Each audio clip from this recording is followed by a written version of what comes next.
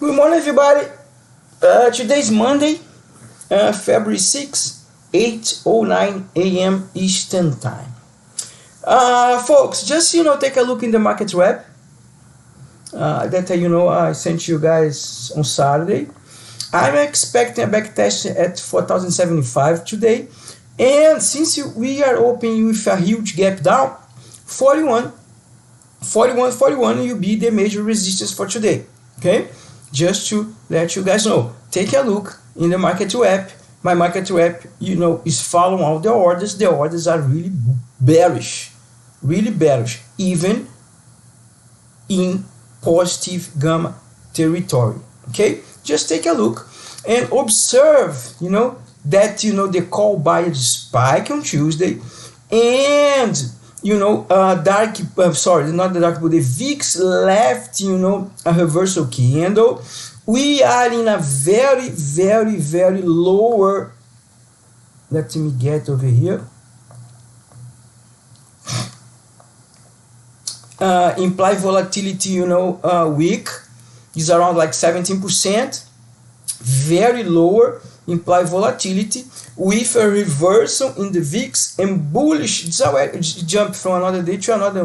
Last week is showing 17, but it's already jumped for 30%. But still lower. As I put in the market wrap, I'm expecting volatility this week. Bullish flow in VIX futures. Lower volatility means that the suppression is getting in an end, and looks like we will spike anytime this week, as I post in the market wrap. Okay, regarding the book, we have the book is so poor, it's not too much info. It's only like a couple $1 million in the dark pool, but we printed on Friday. Somebody sold a call at 4,175 because that, I put in the market wrap, if they want to melt up, go up to 4,175. Since we are open with a gap down, now the resistance is 4,141 and the support still the same, 4,075. Could you be tested today? So we have only one in the money order in the book. Our orders are out of the money. Okay. You also realize that for tomorrow, I put over here, they sold a lot of calls. Strike 4,125. Now let me check what is 4,125. Let me get the gamma to you guys. If you guys will see, this is 4,125. Here we saw a jump in the put buyers at this level. So 4,125 is the key level to test the main gamma at 3,150. So regarding gamma, now 4,125 is the first resistance. Consequently, makers know sold 4,125 calls expiring tomorrow. The big orders that he printed on Friday, put in the dark pool spreadsheet, was a selling at 4,125. Here's the book, and a buy at 3,700 for 50 cents. Somebody bought 2,498 contracts. We could go there. Why not? It's totally possible. Guys, remember, why is totally possible? Who is giving us this message that we have a possibility? The DXY. We don't need to see a magician to see that we have a bearish weekend up front, as I put in the market wrap. Because in the daily graph, the DXY form a pivot. So if you not lose, the pivot is confirmed. So far it is. And remember that I was the only one that told you guys we are in accumulation. I found the bottom in the DXY. I told you guys all the time we are in accumulation. It's a bottom accumulation. I put in the graph, I sent you guys. Bingo! DXY start to jump Tuesday and Friday. So the speech of the Federal Reserve basically told to DXY, you be stronger again because I will not do a soft landing. But the media, the propaganda that markets do for those that doesn't understand, the market dynamics, was Fed will implement a soft landing this year. But it was clear, we will not do it. And DXY sent a message, the Federal Reserve will not inject liquidity to the market this year.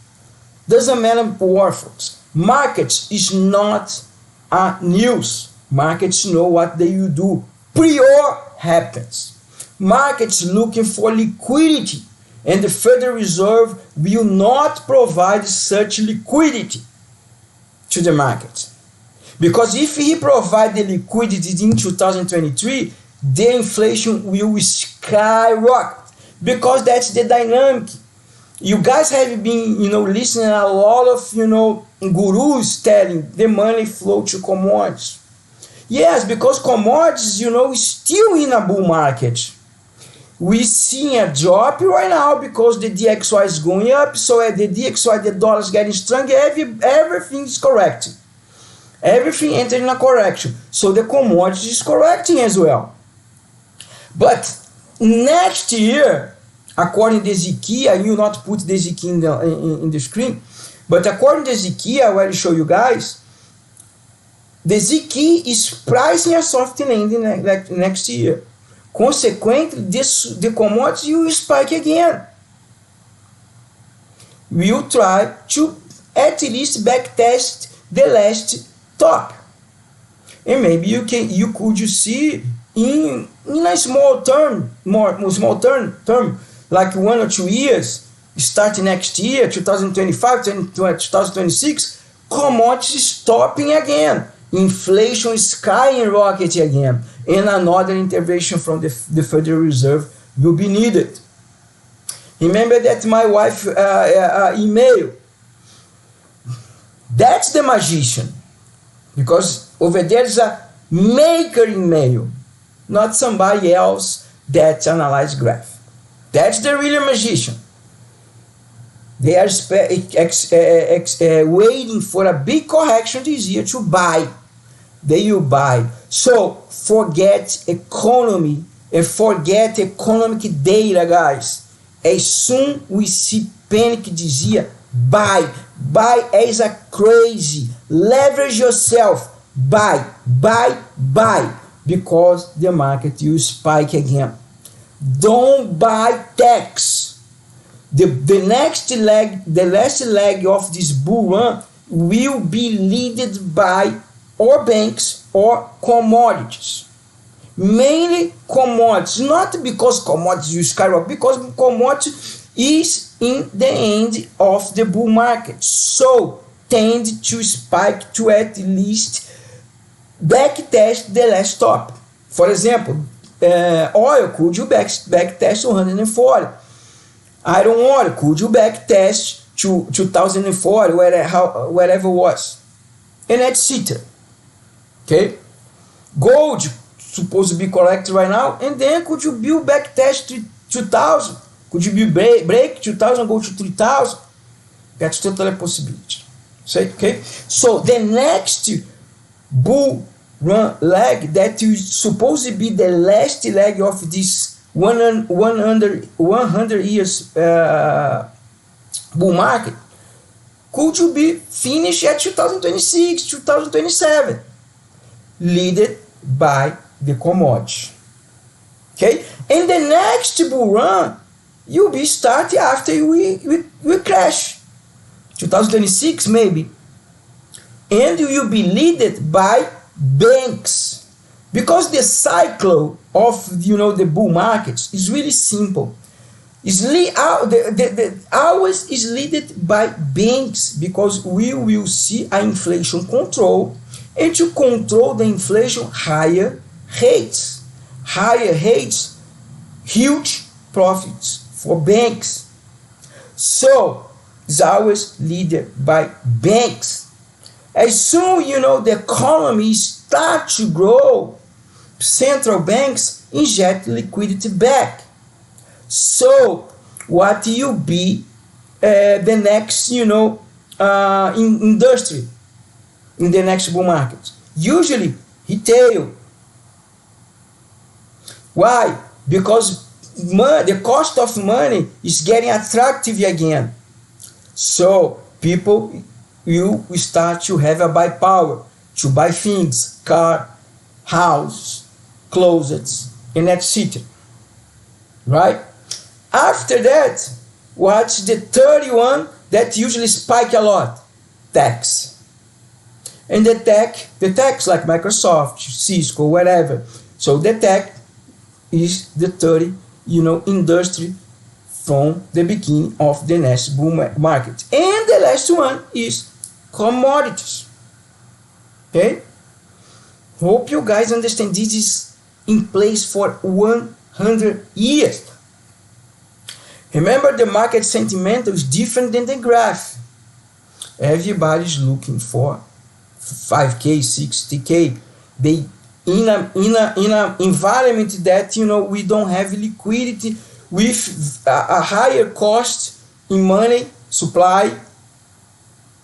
So and also we started to enter in a recession. So the border is far away, like Shrek, far, far, far away land. Okay. Regarding shorts, remember that we are in a positive gamma territory. So usually all the borders will be absorbed. What means positive gamma? Sell rallies, sell tops, buy weakness. That's how the dynamic of the positive gamma. How works the negative gamma?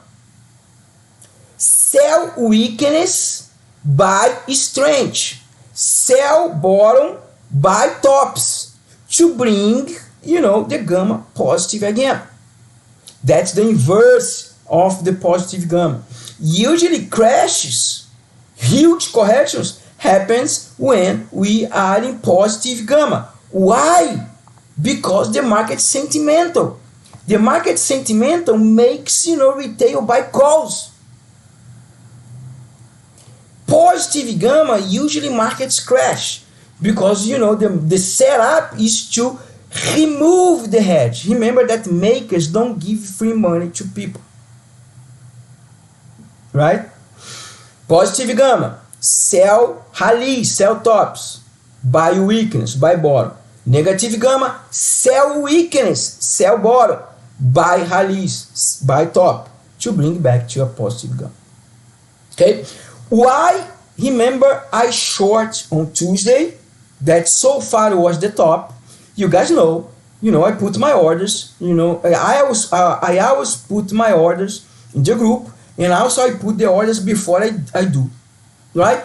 Because when we reached 4,194, at exactly the time that we top, appeared a order that somebody sold 4,109 calls and bought 4,109 puts during the intraday. That order make me comfortable to short the market. Then I short the first stop. But remember that I told you guys, be careful with shorts. And I save money to short more in different days if they decide to bring the market up in the following day. That's supposed to be last Friday. They didn't. Remember the region that I told you guys in the on Friday, 4,130 as a support, right? And the resistance 4,160. If you break 4,160, you're supposed to be go up to 4,195. But we went to 4,182. But I didn't feel comfortable to buy at 4,182 because I didn't see any bearish orders in the book. Remember? But I short at 4,174 when some 0DTE puts buyers jump in and 0DTE call sellers jump in again in the book as on Tuesday. And then I short at 4,174 exactly. And as soon as I short, market dump. So we need to be because that I highlight you guys, be cautious with short, because could you go against you positive gamma territory. So we need to make sure that the level, at least for the intraday, will be the top or near the top, as I did on Friday. And I short the top on Tuesday. Anyway, for those that look graphic, if you use Fibonacci, usually how the Elliott wave people do and the Fibonacci people do, they always like for a correction up to the 38.2, and then they wait, they expect a melt up at least for 160, 180. So for the Fibonacci guys, graphic analysts guys, they are looking for a buy order at 3,000, at least 3,930, because they expect a jump, a melt up at least for 4,460. But remember, if we back test the 38.2 at 3,932, we will be in a negative territory. If it keeps going down, sell bottoms, buy tops, negative gamma territory. So as soon as you became in a negative territory, take care. More and more and more. Okay? Guys, talk to you guys soon. I'm going to Morocco today. I will be back in the follow Tuesday on 14, but I will try to update the spreadsheet and to give the insights. I will not be able to follow the book during the intradays and give you guys, all the intraday changes regarding support and resistance. Take care.